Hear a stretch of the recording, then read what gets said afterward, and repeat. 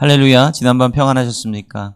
이 시간 하나님께서 주시는 귀한 은혜가 있기를 간절히 소원합니다. 함께 기도하겠습니다. 사랑과 내가 많으신 아버지 하나님 감사합니다. 주인께서 오늘도 우리에게 귀한 한날을 허락하여 주시고 이 시간 주님 앞에 나와 예배함으로 또한 기도함으로 나오게 하셔서 정말로 감사드립니다. 주님, 우리가 에스겔서 말씀을 함께 나누고 있습니다. 주님께서 선지자 에스겔을 통하여서 이스라엘 백성들에게 전해주셨던 그 준엄한 경고와 그 심판의 말씀을 우리 또한 마음 깊숙이 새길 수 있도록 주님이 인도하여 주시옵소서. 주님께서 우리에게 요구하시는 거룩의 본질이 무엇이고 우리가 신앙인답게 살아가는 그 삶의 본질이 무엇인지 그 메시지를 통해서 분명히 깨달아 알 수 있도록 인도하여 주시옵소서. 우리가 듣고만 지나가는 것이 아니라 그 들은 말씀이 우리 마음 가운데 새겨져서 우리의 삶이 놀랍게 변화될 수 있는 그 기적을 체험할 수 있기를 원합니다. 하나님 붙들어 주시고 주님 도와주시옵소서. 예수님의 이름으로 감사하며 기도합니다. 아멘. 오늘 함께 나눌 말씀은 에스겔서 4장 1절부터 8절까지의 말씀입니다. 너 인자야, 토판을 가져다가 그것을 내 앞에 놓고 한 성읍 곧 예루살렘을 그 위에 그리고 그 성읍을 에워싸되 그것을 향하여 사다리를 세우고 그것을 향하여 흙으로 언덕을 쌓고 그것을 향하여 진을 치고 그것을 향하여 공성태를 둘러 세우고 또 철판을 가져다가 너와 성읍 사이에 두어 철벽을 삼고 성을 포위하는 것처럼 에워싸라. 이것이 이스라엘 족속에게 징조가 되리라. 너는 또 왼쪽으로 누워 이스라엘 족속의 죄악을 짊어지되 내가 눕는 날수대로 그 죄악을 담당할지니라. 내가 그들의 범죄한 횟수대로 내게 날수를 정하였나니 곧 390일이니라.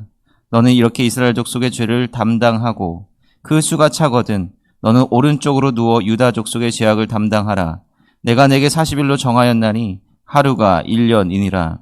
너는 또 내 얼굴을 에워싸인 예루살렘 쪽으로 향하고 팔을 걷어 올리고 예언하라. 내가 줄로 너를 동일이니 내가 에워싸는 날이 끝나기까지 몸을 이리저리 돌리지 못하리라. 아멘. 우리가 함께 이 에스겔서 말씀을 나누고 있는데요. 오늘은 제가 에스겔서 4장 초반부 몇 구절만 읽어드렸지만 에스겔서 4장과 5장 이 두 장에 걸쳐 있는 내용을 함께 나누고자 합니다. 에스겔서 4장과 5장을 쭉 읽어보시면 느끼시겠지만 하나님께서 에스겔에게 참 희한한 굉장히 이례적인 행동을 취할 것을 요구하고 계십니다.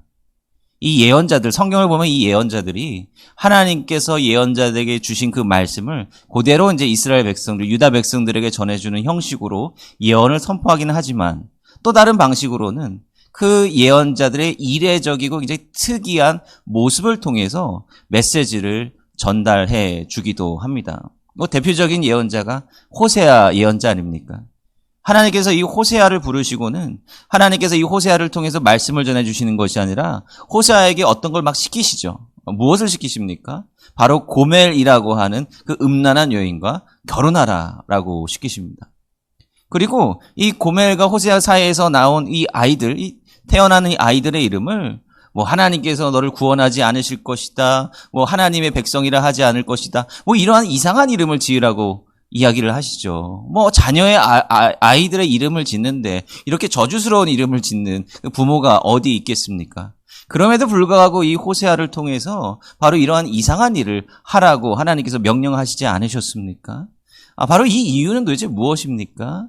바로 이제 예언자들의 이러한 행동이나 어떤 삶을 통해서 이 이스라엘 백성들이 저지르고 있는 잘못이 무엇인지 이것을 극명하게 또한 분명하게 보여주시기 위함이다라고 하는 것이죠. 오늘 우리가 읽은 이 말씀을 보면 이 에스겔에게도 굉장히 특이한 이 하나님의 말씀을 전해주고 있는 것을 우리가 볼 수가 있습니다. 이 에스겔에게 하나님께서 시키신 것이 무엇입니까? 이 토판을 가져오라라고 하는 거예요. 이제 흙으로 만들어진, 옛날에는 종이나 이런 것들이 없으니까 이 토판이라고 하는 것을 가지고 거기다가 이제 글자나 그림을 새겼거든요. 이 토판을 가지고 와서 이제 땅에 놓으라고 하는 겁니다. 이제 거기 토판 위에다가 뭘 그려야 되냐? 바로 예루살렘 성을 쫙 하고 그리라는 거죠. 그리고 예루살렘 성을 이렇게 그려놓고 거기를 에워싸고 사다리도 만들고 철판을 두르고 마치 바벨론의 군대가 예루살렘을 사방팔방 포위하고 있는 그 형상을 만들어 놓으라고 이제 에스겔에게 명령하고 계신 것입니다. 마치 어린아이들이 이 소꿉장난 혹은 전쟁놀이, 이 게임을 하는 것과 마찬가지로 그러한 이 전쟁의 모습을 그리라고 하는데 그 모습이 좋은 모습은 아니죠. 장차 예루살렘이 바빌론 군대에게 에워싸이고 둘러싸이는 그 모습을 만들어 놓으라라고 하는 거예요. 그리고 그것을 주변의 이스라엘 사람들에게 그것을 보여주라라고 하는 거죠. 이것을 경고로 삼아주라라고 하는 것입니다. 한번 생각해 보십시오. 물론 이 에스겔은 이 포로로 끌려왔고 다른 사람들도 이 포로로 끌려왔지만 우리 예루살렘, 우리 도성 이제 다 망한다, 이렇게 망할 거야 라고 이 전시하고 보여주면 좋아할 사람이, 그것을 곱게 받아들일 사람이 누가 있겠습니까? 아마도 에스겔을 완전히 미친 사람 취급을 하지 않겠느냐라고 하는 것이죠. 그러나 문제는 여기에서 끝나지 않는다라고 하는 겁니다. 하나님께서는 에스겔에게 더욱 이상한 행동을 하라고 또한 말씀하고 계십니다. 그게 어떤 행동이죠? 바로 에스겔이 일단은 왼쪽으로 돌아 누워라. 얼마 동안 돌아 누워야 됩니까? 왼쪽으로. 바로 자그마치 390일 동안이나 왼쪽으로 누워 있으라라고 하나님께서 말씀하십니다. 390일이라고 하는 시간은 1년하고도 한 달이 더해진 아주 그러한 아득한 시간 아닙니까? 에스겔은요, 그 시간 동안 꼼짝 않고 그렇게 왼쪽으로 돌아 누워 있어야 된다라고 하는 것입니다. 이 상징적인 행위죠. 에스겔이 바로 390일 동안 이러한 행위를 해야 된다라고 하는데 이 390일이라고 하는 시간이 무엇입니까? 바로 390년이라고 하는 시간과 같은 것이다라고 하나님께서 말씀하셨어요. 바로 하루가 1년을 상징하는 것이다.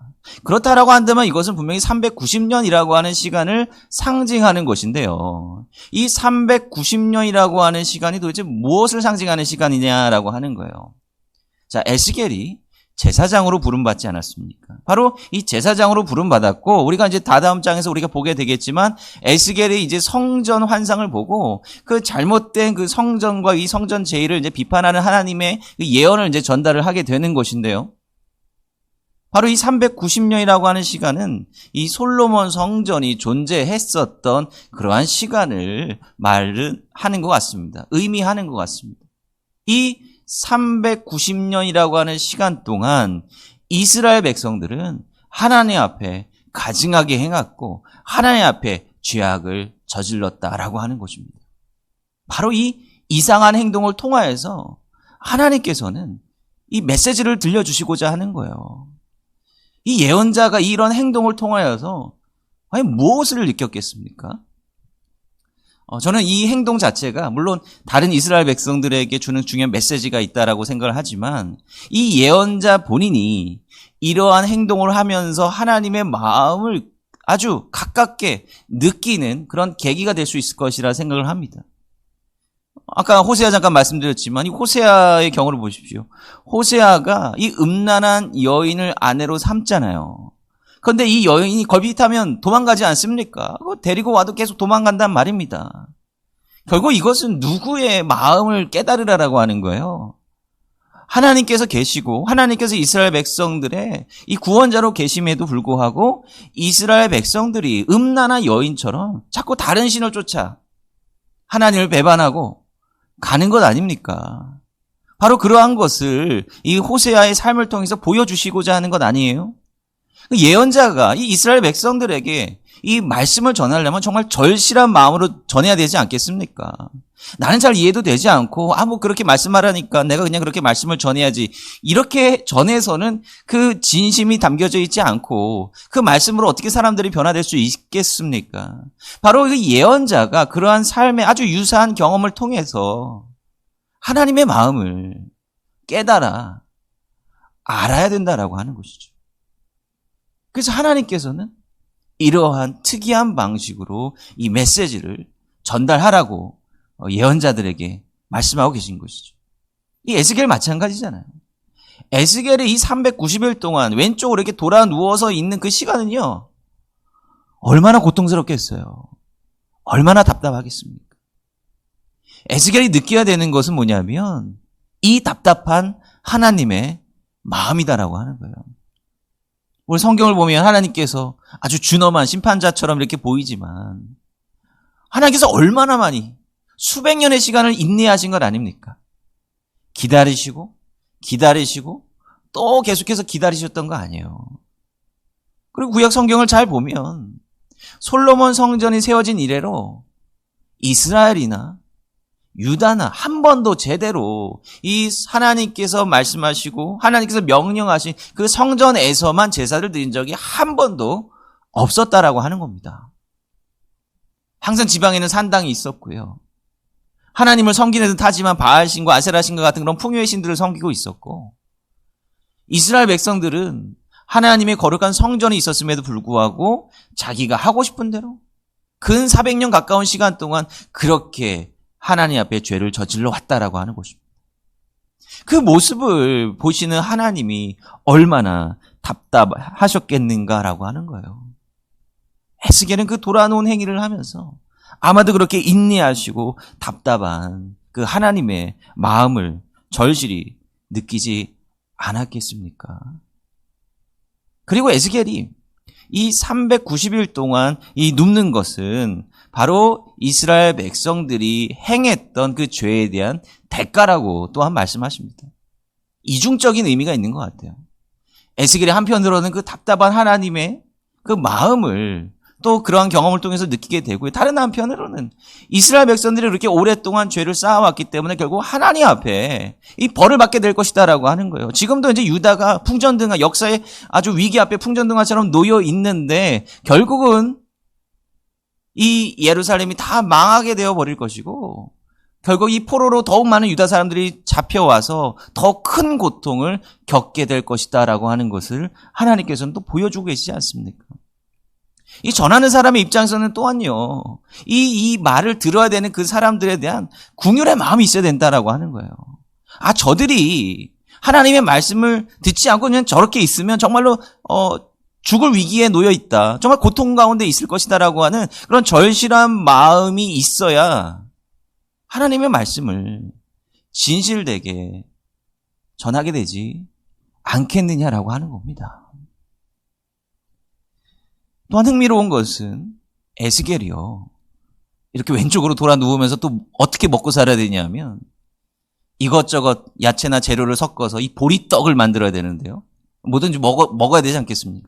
근데 보리떡을 만들고 이제 그걸 구워야 되잖아요. 그죠? 그런데 이 굽는 재료가 뭐냐? 인분으로 구워라. 네. 똥입니다, 똥. 네.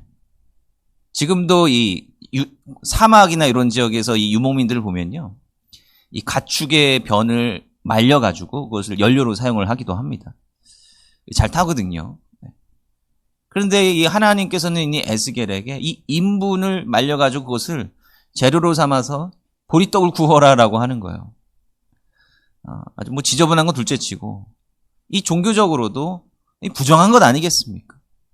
이게 하나님께서 말씀하시는 것이죠.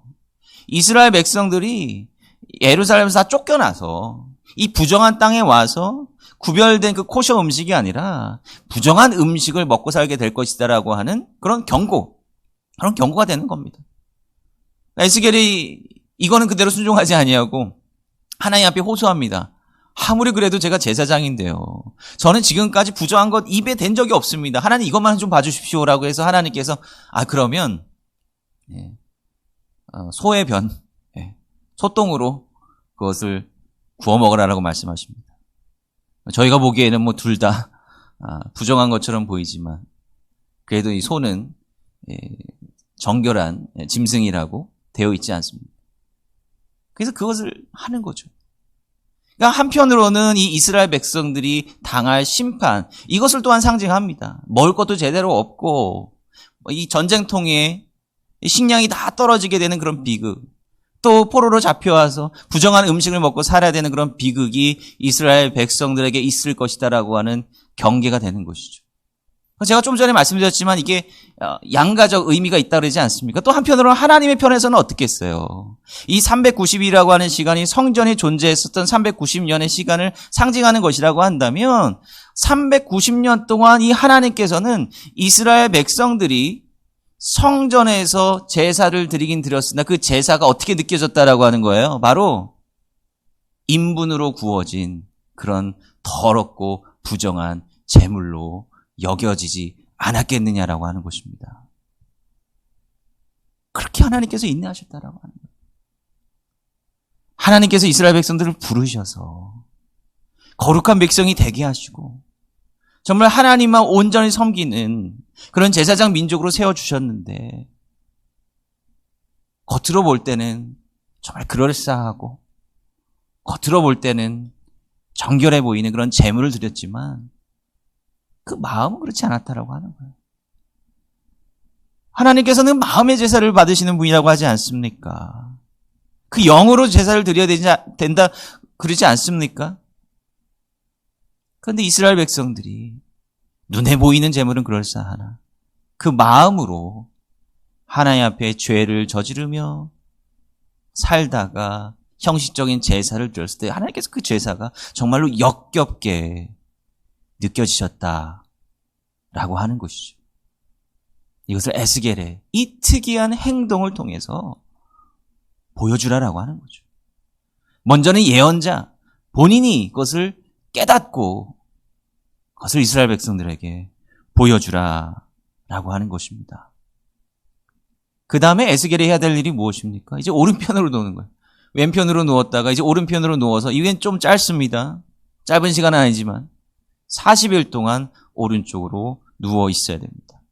이 40일, 하루가 1년이니까 이 40년의 세월이 되는 것입니다.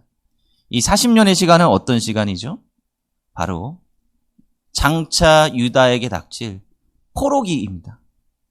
성경에서 이 포로기의 시간이 좀 다르기는 하지만 이 40이라고 하는 이 숫자가 상징하는 바가 있죠. 그게 뭐예요? 한 세대라고 하는 겁니다. 지금 이 세대가 이 포로의 신세가 되고 그렇게 포로의 땅에서 다 죽어가게 될 것이다라고 하나님께서 경고하고 계신 겁니다. 40일, 40년. 이 40이라고 하는 숫자가 우리에게 또한 상기시켜주는 그런 성경의 이야기가 무엇입니까? 출애굽 이야기죠. 출애굽에서요. 이 출애굽 1세대 백성들은 하나님의 놀라운 기적을 너무나도 많이 목도했던 사람들 아닙니까? 애굽의 백성들을 물리쳐 주시고 이 사막의 오아시스, 이 쓴물을 단물로 바꿔주시고 하루하루 하나님께서 공급해 주시는 만나를 먹고 살았으며 얼마나 그 매일매일이 정말 기적 같은 삶을 살았습니까? 물론 이 환경은 광야였지만 말입니다. 그럼에도 불구하고 이 출애굽 1세대 백성들은 끝내 하나님을 원망하고 끝내 하나님께서 나아가라라고 하는 그 가나안 땅에 들어가기를 주저주저 했습니다. 그 결과 어떻게 됐죠? 그 광야에서 다 죽어갔다라고 하는 거죠. 한 세대가 하나님 앞에 불순종했더니 하나님께서는 그 한 세대를 완전히 놓아버리셨다라고 하는 것입니다. 여기서도 마찬가지잖아요. 하나님께서는 기다리셨어요. 다시금 회복되기를 원하셨습니다. 예언자들 보내셔서 예레미야 같은 예언자를 보내셔서 경고했음에도 불구하고 오히려 그런 예언자들, 참된 예언자들을 핍박했습니다. 결국 하나님께서 내리신 처방이 뭐예요? 이 유다와 예루살렘을 멸망시키고 그 한 세대 동안 이 죄를 지은 사람들을 다 놓아버리시겠다라고 하는 거죠. 준엄한 경고 아닙니까? 그리고 저들이 다시는 이 성전을 바라보지 못하게 될 것이다라고 하는 경고의 말씀을 이 에스겔이 오른편으로 40일 동안 눕는 행동을 통해서 보여주고 계시다라고 하는 것입니다. 출애굽 1세대는 하나님을 알고 있었죠. 이 유다가 멸망하기 직전에 이 세대들은요, 하나님을 너무나도 잘 알고 있었을 것입니다. 지난번에도 말씀드렸지만 아는 것 자체가 중요한 게 아니라 어설프게 아는 것이 우리를 올무에 빠뜨리게 된다라고 하는 것입니다. 올무에 빠지게 만든다라고 하는 거예요.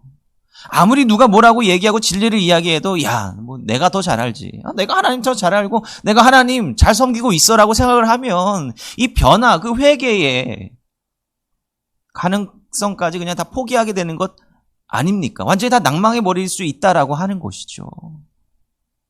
우리가 안다라고 자부해서는 안 되고 안다라고 자만해서는 절대로 안 된다는 겁니다.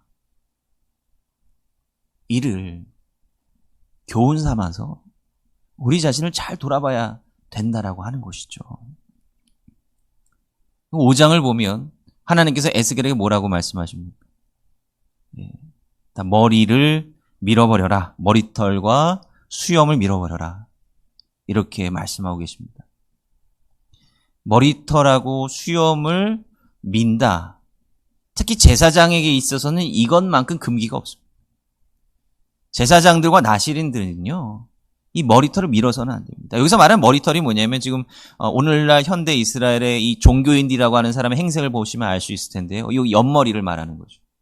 이 옆머리 구레나루를 아주 길게 내려뜨리고 다니고 있습니다. 지금도. 이 나실인의 증표죠. 근데 하나님께서 그 수염하고 이 머리털을 완전히 다 밀어버리라고 하시는 거예요. 이 제사장이었던 에스겔에게는 아주 청천벽력과도 같은 그러한 말씀이었을 것입니다. 왜 이런 말씀을 하시는 거죠? 왜 하나님께서 이 규정을 주시고 이제는 왜 이 규정을 다 무효화하라고 하나님께서 말씀하시고 있는 겁니까?